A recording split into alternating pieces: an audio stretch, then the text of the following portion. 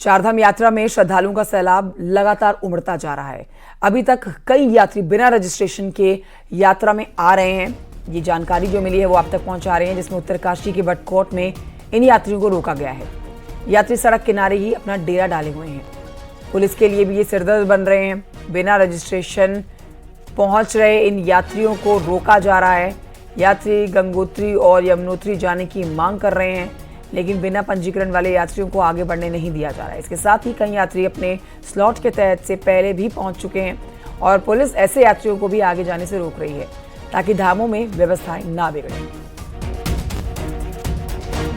हमारे सहयोगी बलबीर परमार और जानकारी इस पर देंगे। हमारे साथ लाइव इस समय मौजूद है। सीधे रुख करेंगे बलबीर की तरफ। बलबीर, ये बड़ी मुसीबत बन रही है पुलिस के लिए, वहां की व्यवस्थाएं ना बिगड़े। एक तो वो यात्री जिन्होंने रजिस्ट्रेशन नहीं कराया है और दूसरा वो यात्री जो अपने स्लॉट से पहले ही वहां पहुंच जा रहे हैं। तो किस तरह से इस चुनौती को पार पाती हुई वहां की पुलिस प्रशासन नजर आ रहा है? बिल्कुल, ये समस्या बड़ी नजर आ रही है क्योंकि बड़ी संख्या में जो यात्री है वो गंगोत्री और यमुनोत्री धाम की ओर रुख किए हुए हैं और इसमें बिना रजिस्ट्रेशन के जो यात्री है वो भी पहुंच रहे हैं और ऐसे ही यात्री है जिन समय आगे है और वो भी बड़ी संख्या में पहुंच जा रहे हैं। तो कहीं ना कहीं जो ये यात्री इन्हें भारी परेशानियों का सामना करना पड़ रहा है क्योंकि कुछ यात्री ऐसे हैं जिन्होंने 18-19 की तारीख में बद्रीनाथ और केदारनाथ में होना था, वो गंगोत्री और यमुनोत्री पहुंच गए। तो उनका पूरा शेड्यूल बिगड़ गया है और जगह जगह पे चेक पोस्ट है। जिस तरह से देहरादून, हरिद्वार से, टिहरी से जो ये यात्री यहाँ पहुंच रहे हैं तो बड़ा सवाल सिस्टम खड़ा होता है क्योंकि पहले इन्हें बता दिया जाना चाहिए था कि जो ये यात्री जो पंजीकरण है, जिस डेट में उन्होंने यात्रा करनी है तो उस डेट के उनको बता देना चाहिए था कि आज बद्रीनाथ है, कल केदारनाथ है। तो इस तरह से इनको बताया नहीं गया। अब समस्या ये आ रही है कि ये जो मुख्य पड़ाव है गंगोत्री और यमुनोत्री धाम के, वहां पे पहुंच जा रहे हो, वहां पे इनको परमिशन नहीं दी जा रही और जो प्रशासन के लिए, पुलिस के लिए सरदर्द बने हुए हैं और ऐसे में जो यात्री है ये इंतजार कर रहे हैं और लगातार मांग कर रहे हैं कि इन्हें जो गंगोत्री और यमुनोत्री धाम की यात्रा पे भेजा जाए ताकि ये चार धाम की दर्शन कर पाए। और निराश जो यात्री है उन्हें निराशा भी हाथ लग रही है और इस समय लगातार फिलहाल की जानकारी के लिए आपका बहुत बहुत शुक्रिया। तो देखिए, वीकेंड में पहाड़ आने वाले लोगों की संख्या लगातार बढ़ रही है। इसके साथ ही चारधाम यात्रा भी अपने चरम पर है। रुड़की के नारसन बॉर्डर पर पुलिस अलर्ट है और दूसरे राज्यों से आ रही गाड़ियों की चेकिंग लगातार कर रही है। इसके साथ ही पुलिस यात्रा में आ रहे लोगों का रजिस्ट्रेशन भी देख रही है और जो लोग बिना रजिस्ट्रेशन के पहुंच रहे हैं उनको रोक भी रही है। बिना पंजीकरण के आ रहे लोगों को बॉर्डर पर ही रोका जा रहा है और वहीं से वापस जाने के लिए कहा जा रहा है।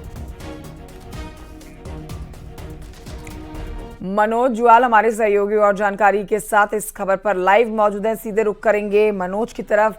मनोज, ये भी बड़ी चिंता की बात है प्रशासन के लिए कि देखिए वीकेंड आता है क्योंकि गर्मियां सर पर हैं और ऐसी गर्मियों में लोग पहाड़ का रुख करते हैं वीकेंड के समय पर।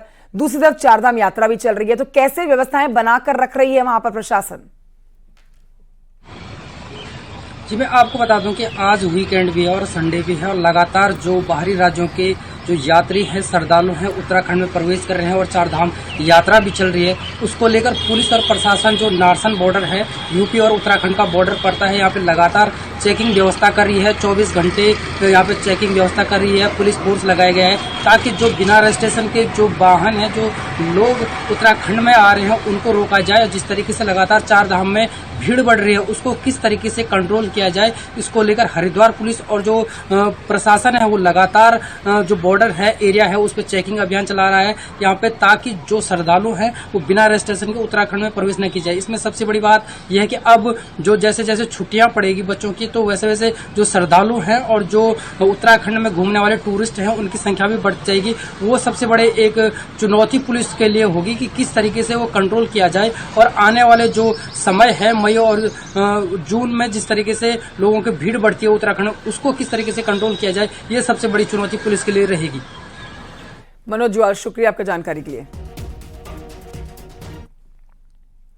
तो यात्रियों के लिए बनेगा प्राधिकरण, ये बड़ी जानकारी आपको दे रहे हैं। चारधाम यात्रा के लिए बनने वाला है प्राधिकरण। प्रदेश में बनेगा एक अलग से प्राधिकरण। सीएम धामी ने अफसरों को इसके निर्देश दे दिए हैं। अफसरों को दिए गए रोड मैप के द्वारा ये जो निर्देश दिए गए हैं, इसमें सभी यात्रियों के लिए बनने वाला है प्राधिकरण। ये बड़ी खबर आपको बता रहे हैं, इस पर हमारे सहयोगी और जानकारी देंगे। यात्रियों को सहूलियत रहे और जो यात्री वहां पहुंच रहे हैं उनको किसी तरह की कोई परेशानी ना हो, व्यवस्थाएं सुचारू रहें, इसके लिए एक बड़ा कदम उठाते हुए प्रदेश सरकार की तरफ से यात्रियों के लिए प्राधिकरण बनाने की तैयारी कर ली गई है। अलग से प्राधिकरण बनने की तैयारी की गई है। चारधाम यात्रा के लिए ये प्राधिकरण बनाया जाएगा। प्रदेश में ये अलग से प्राधिकरण बनाने को लेकर सीएम धामी ने अफसरों को निर्देश दिए हैं। सुलिंद्र प्रभात और जानकारी देंगे, फोन लाइन पर मौजूद हैं। सुलिंद्र प्रभात, गुड मॉर्निंग। ये बड़ी खबर है, इस पर आपसे जानकारी लेना चाहेंगे। क्या सीएम धामी की तरफ से अफसरों को निर्देश दिए गए हैं प्रदेश में अलग से प्राधिकरण बनाने को लेकर? बिल्कुल कंचन, और इसकी प्रदेश में लंबे समय से आवश्यकता भी महसूस की जा रही थी। जिस तरह से आप देख रहे हैं कि चारधाम यात्रा में बड़ी संख्या में श्रद्धालु उमड़ रहे हैं, ठीक इसी तरह से उत्तराखंड में समय समय पर अनेक धार्मिक यात्राएं होती हैं, चाहे वो कांवड़ यात्रा हो या फिर कैलाश मानसरोवर यात्रा हो। तमाम तरह की व्यवस्थाएं इन यात्राओं के लिए करनी पड़ती हैं। इसीलिए एक महसूस किया जा रहा था कि एक अलग से विंग जो है चारधाम यात्रा, इस तरह की यात्राओं को संचालित करने के लिए बनाई जाए। मुख्यमंत्री ने इसके निर्देश दिए हैं चीफ सेक्रेटरी को कि इस तरह के प्राधिकरण किस तरह से बनाया जा सकता है, क्या क्या इसका स्ट्रक्चर होगा, इसके निर्देश दिए हैं कि फिलहाल फौरी तौर पर इसका एक रोड मैप किया जाए और भविष्य में इस तरह का एक प्राधिकरण भी उत्तराखंड में अलग से बन सकता है कि एक पूरी की पूरी सरकारी मशीनरी, डेडिकेटेड मशीनरी इस तरह की यात्राओं को संचालित करने के लिए नियुक्त हो। जी, बहुत बहुत शुक्रिया सुलिंद्र प्रभात आपका जानकारी के लिए।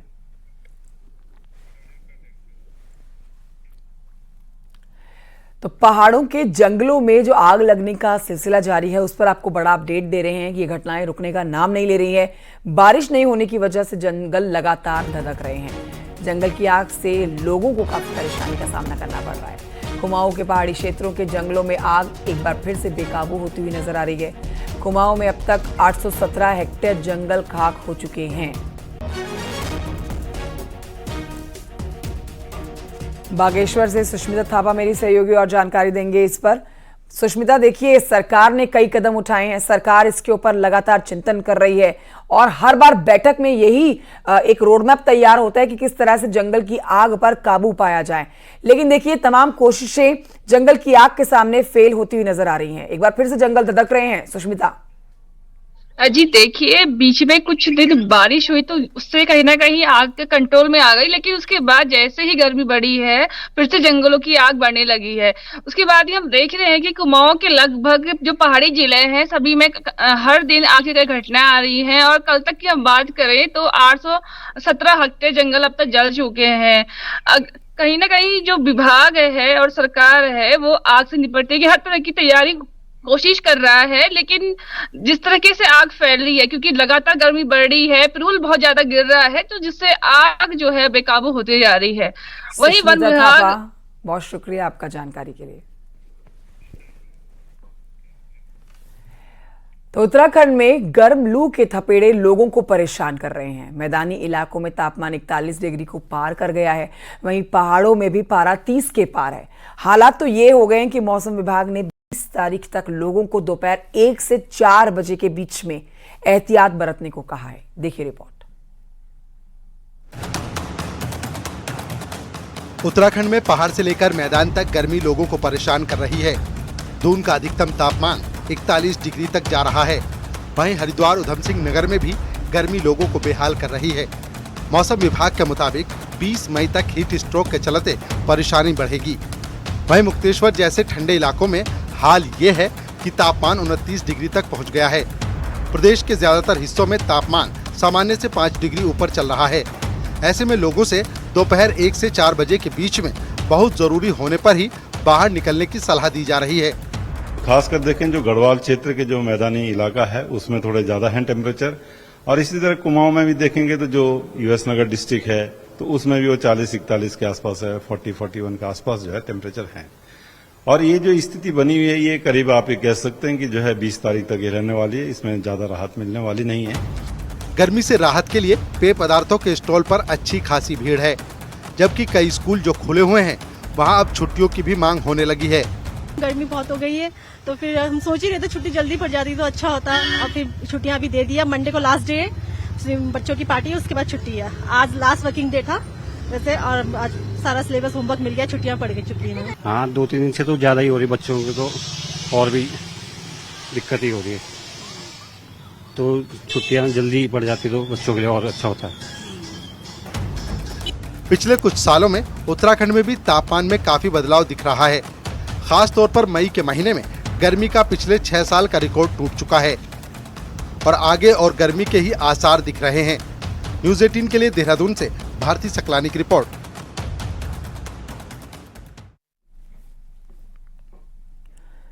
तो उत्तराखंड के लोगों को और पहाड़ की महिलाओं को उन पर अश्लील और अभद्र टिप्पणी करने वाले जतिन राणा उर्फ खाटू को पुलिस ने गिरफ्तार कर लिया है। तस्वीरें आपको दिखा रहे हैं। दिल्ली एयरपोर्ट से शख्स की गिरफ्तारी की गई है और इसको देहरादून लाया गया है। जतिन राणा ने कुछ वक्त पहले उत्तराखंड के लोग और उत्तराखंड की महिलाओं पर बेहद अभद्र टिप्पणी की थी, जिसके बाद आरोपी के खिलाफ केस दर्ज किया गया था और 25,000 का इनाम भी घोषित किया गया था। यही नहीं, आरोपी के खिलाफ लुकआउट नोटिस भी जारी किया गया और पुलिस के मुताबिक आरोपी थाईलैंड भाग गया था। जैसे ही दिल्ली पहुंचा, इमिग्रेशन से आरोपी को डिटेन किया गया और फिर देहरादून पुलिस इसको गिरफ्तार करके ले आई है। जतिन पर कई केस दर्ज हैं, उस पर अब गैंगस्टर एक्ट लगाने की भी मांग की जा रही है।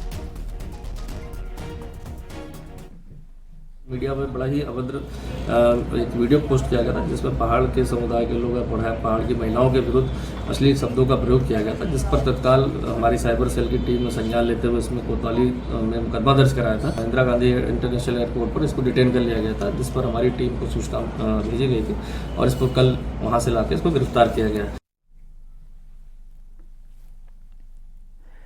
नैनीताल में 96 करोड़ की सीवर लाइन पहले ही दिन धड़ाम हो गई, जिससे सीवर लाइन बिछाने की योजना पर अब सवाल खड़े हो रहे हैं।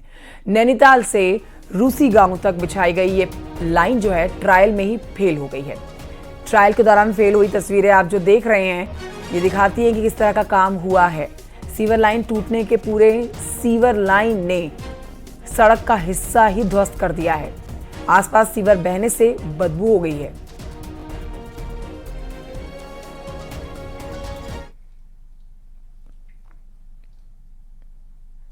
अल्मोड़ा में सीवर लाइन का काम नासूर बन चुका है। पिछले 2 साल से रानीधारा रोड खस्ता हाल पर है। 6 महीने से माल रोड के लिए भी मुसीबत बरस रही है।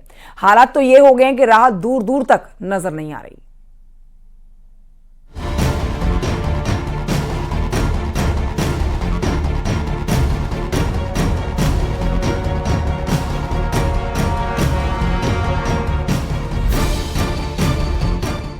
दशकों के आंदोलन के बाद अल्मोड़ा शहर में सीवर लाइन का काम शुरू हुआ, लेकिन 3 साल बीतने के बाद भी सड़कों की खस्ताहाली के अलावा अल्मोड़ा के लोगों को कुछ नहीं मिला।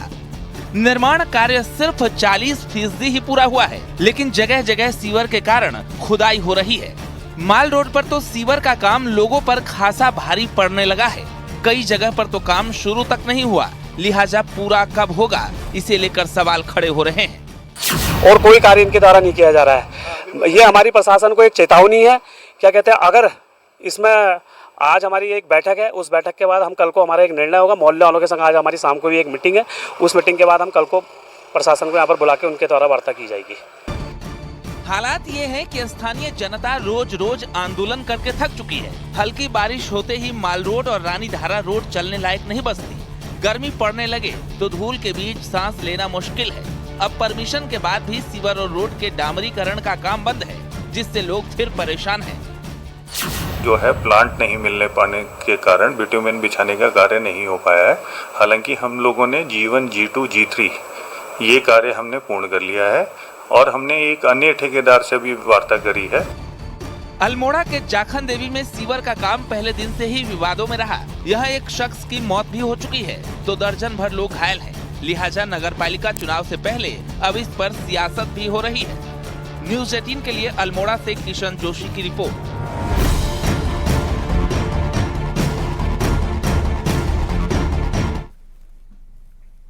ब्रेक के बाद स्वागत है आपका। हाईकोर्ट शिफ्टिंग को लेकर सियासत जारी है।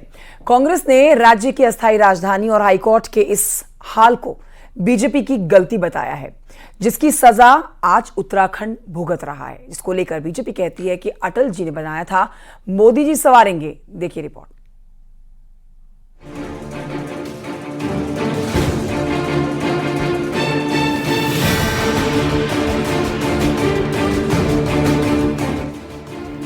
नैनीताल से हाईकोर्ट शिफ्ट करने की बात पर गर्मी के मौसम में सियासी पारा चढ़ा हुआ है। शिफ्टिंग को लेकर जहां जनमत संग्रह हो रहा है, तो गढ़वाल कुमाऊं शिफ्टिंग के फैसले पर साफ साफ बटे हुए हैं। कांग्रेस ने राज्य बनने के 24 साल बाद पनप रहे झगड़े के लिए बीजेपी को दोषी बताया है। कांग्रेस नेता प्रीतम सिंह का कहना है कि जो बीजेपी कहती है कि अटल जी ने बनाया है, मोदी जी संवारेंगे, उस बीजेपी ने एक बार में राजधानी और हाईकोर्ट तय न करके ये बड़ी गलती की, जबकि झारखंड और छत्तीसगढ़ में ऐसा नहीं हुआ। अटल जी ने बनाया, मोदी जी संवारेंगे, यही तो कहते हो, तो क्यों नहीं आपने अस्थायी राजधानी इस प्रदेश को दी? जब 2 अन्य प्रदेश बने, वहां अस्थायी राजधानी भी बन गई, वहां हाईकोर्ट का भी विवाद नहीं, और आपने हाईकोर्ट भी स्थापित किया, उसमें भी आपने जनमानस की जो है सहभागिता लेने का काम नहीं किया। तो ये निर्णय उस समय होने चाहिए था ना। अगर उस समय ये निर्णय सही हो जाते तो आज 24 सालों के बाद गढ़वाल कुमाऊं की बात नहीं होती। राज्य बना तो पहली सरकार बीजेपी की बनी, तो 10 साल से केंद्र में बीजेपी है और 7 साल से उत्तराखंड में बीजेपी सत्ता में है, लेकिन परमानेंट राजधानी पर 24 साल में कोई फैसला नहीं हुआ। बीजेपी ने 2020 में गैरसैंण को गर्मियों की राजधानी बनाया, पर डबल इंजन की सरकार के बावजूद उत्तराखंड की परमानेंट राजधानी तय नहीं हुई, और अब हाईकोर्ट की शिफ्टिंग ने तो कई सवाल खड़े कर दिए हैं। कांग्रेस के आरोप पर बीजेपी प्रदेश अध्यक्ष का कहना है कि उत्तराखंड की पक्की राजधानी भी तय होगी। राजधानी के संदर्भ में जरूर राजधानी का अधिकार विधानमंडल दल को दिया गया था, और मैं कह सकता हूं कि जिसमें राजधानी घोषणा हुई है, स्थायी राजधानी का विषय भी विधानमंडल दल के अंदर जब भी विषय निकल के आएंगे। आखिर कांग्रेस भी सत्ता में रही है, तो ये आरोप लगाना बहुत आसान होता है कि हम तय नहीं कर। राज्य बनाने वाली बीजेपी पक्की राजधानी बनाने का दावा तो कर रही है, पर उत्तराखंड के लिए वो दिन कब आएगा, बड़ा सवाल ये है। और सवाल ये भी, जिस तरह 24 साल बाद नैनीताल का हाईकोर्ट मुद्दा बन गया, कहीं ऐसा ही हाल कुछ साल बाद परमानेंट राजधानी की बात पर न हो जाए। दीपांकर भट्ट, न्यूज़ 18, देहरादून।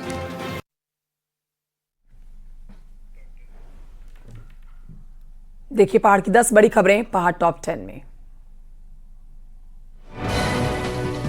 उत्तराखंड वन विभाग निगम ने स्केलर की भर्ती शुरू हो गई है। SSJ यूनिवर्सिटी के सिमकनी मैदान में भर्ती चल रही है। सीएम धामी के सख्त निर्देश के बाद रुद्रप्रयाग में पुलिस अधिकारी यात्रा व्यवस्थाओं को निरीक्षण लगातार करते हुए नजर आ रहे हैं। उत्तरकाशी में पेयजल किल्लत से जूझ रहे बटकोट के लोगों ने सड़कों पर उतरकर खाली बाल्टियां बजाते हुए अनोखे तरीके से प्रदर्शन किया। बागेश्वर में पोल्ट्री फार्म में घुसा गुलदार वन विभाग ने पिंजरे में कैद कर लिया।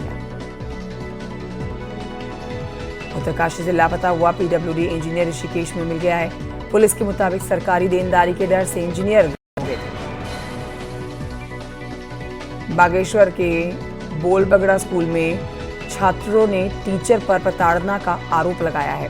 टीचर को हटाने की मांग कर DM को ज्ञापन भी सौंपा गया है। देहरादून के निजी मेडिकल कॉलेज से पढ़ाई कर रहे छात्र सुसाइड कर लिया है, जिस पर दूसरे छात्रों ने मैनेजमेंट पर प्रताड़ना का आरोप लगाया है। ऋषिकेश के शिवाजी नगर में मोनी बाबा गौशाला में आग लग गई। 3 गायों की झुलसकर मौत हो गई। जौनसारी फिल्म मेले में मेरे गांव की बाट की शूटिंग चक्राता के हनौल स्थित महासू मंदिर में शुरू हुई है। केदारनाथ धाम में पर्यावरण मित्रों की मदद से सफाई अभियान लगातार चल रहा है, जिससे यात्री भी खासे खुश हैं।